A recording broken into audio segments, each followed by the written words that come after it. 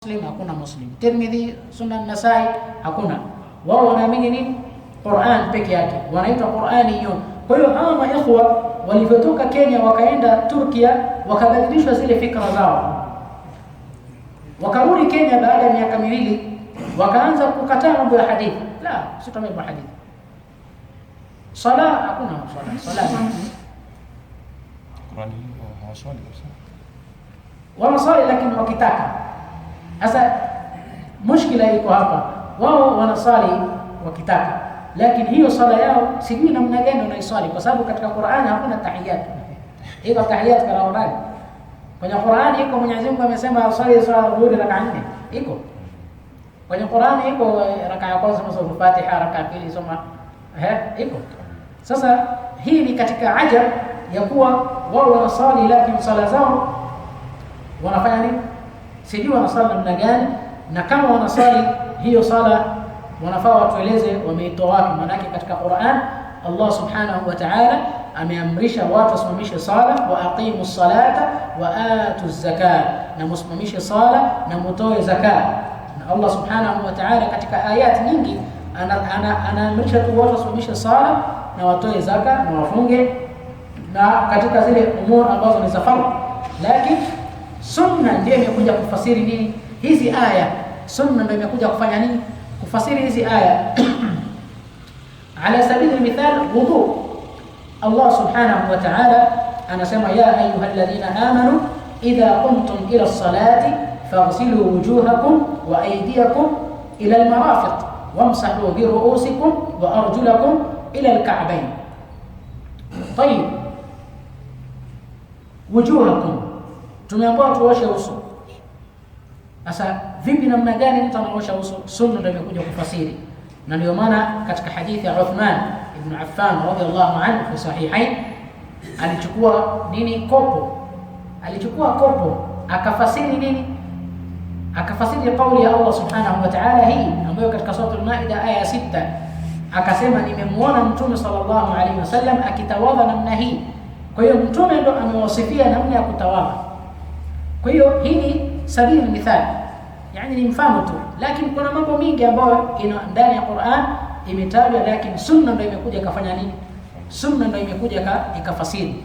Sunna imekuja ikafasiri. Kwa hiyo angalia umuhimu wa aqida, ni sababu ya mtu kupata istiqama na vile vile kusalimika katika tafkiri.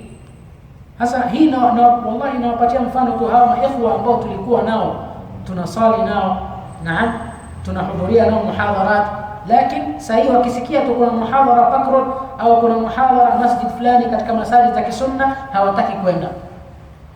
Naam, swali jamaa wanasema hakuna mambo ya jamaa. Wallahi walituchangaza sana. Walikuwa hapa last Ramadhani, hii Ramadhani iliyoisha walikuwa hapa, walikuja utla holiday ile ya university. Sasa angalia nini kilichowapelekea mpaka wakaharibiwa akili, na mpaka sasa hawataki kusikia mambo ya sunna. Subhanallah, hawataki kusikia kabisa hadithi, hawataki kusikia kabisa qala Rasulullah sallallahu alayhi wa sallam, hawataki kusikia hii maneno.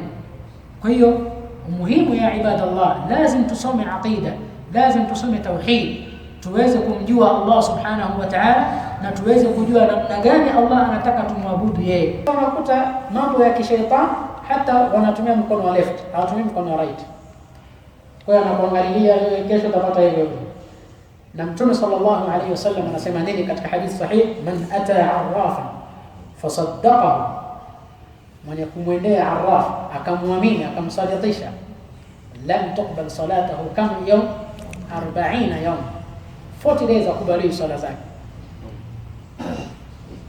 Kwa hiyo sahir wamekufuru, hata Allah subhanahu wa ta'ala amebainisha katika Qur'an. Naam, naam, walakin ash-shayatin kafaru yuallimuna an-nasa as-sihr, wallahu a'lam. Kwa hiyo sihr, mwenye kufanya sihr bila shaka huyu amekufuru, kwa sababu yeye anafanya nini? Yeye anaongea na wale mashayatin, na wale mashayatin ndio wanafanya mambo yote ambayo yeye, naam, anakula maita, sio sahir anakula nyama maiti.